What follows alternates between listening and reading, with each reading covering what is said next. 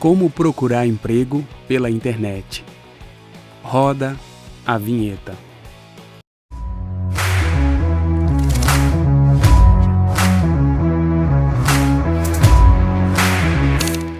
Salve, salve galera Android, sejam todos muito bem-vindos a mais um vídeo aqui do canal. Eu sou Railson Martins e nesse vídeo aqui, galera, eu vou mostrar como procurar emprego pela internet. Então eu vou abrir o navegador, que é o Google Chrome. Suponhamos que a vaga no qual você almeja seja da área de segurança. Então eu vou escrever aqui empresa de segurança e pôr para pesquisar. Percebam que aparece aqui várias empresas do nicho da área de segurança. Então aparece aqui, ó, Grupo Souza Lima, Security, aparece várias empresas. Então, como de exemplo, eu vou clicar nessa daqui, Marcondes Grupo.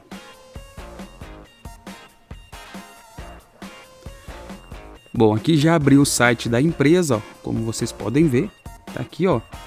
E a dica que eu dou a vocês é procurar a área Trabalhe Conosco. Vários sites de empresas têm essa opção. Então aqui, ó, eu vou clicar em Contato e tem a opção aqui, ó, Trabalhe Conosco. Vou clicar sobre essa opção e aqui já aparece o campo para que assim eu possa preencher os dados. Na primeira opção aparece para escrever o nome, depois o e-mail, o telefone e assim ir preenchendo os dados sucessivamente, né? E aqui tem uma opção aqui, ó, anexe seu currículo em PDF. Após ter preenchido todas as informações, é só vir aqui embaixo e anexar o currículo em PDF, conforme está escrito aqui.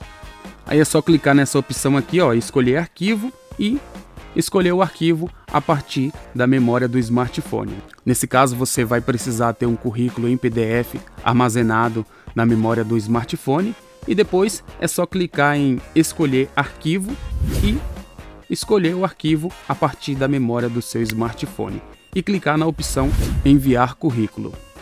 Então esse foi o vídeo, eu espero que vocês tenham gostado e quem gostou, curte, compartilha, se inscreve no canal. Eu vou ficando por aqui, um forte abraço a todos e até o próximo vídeo.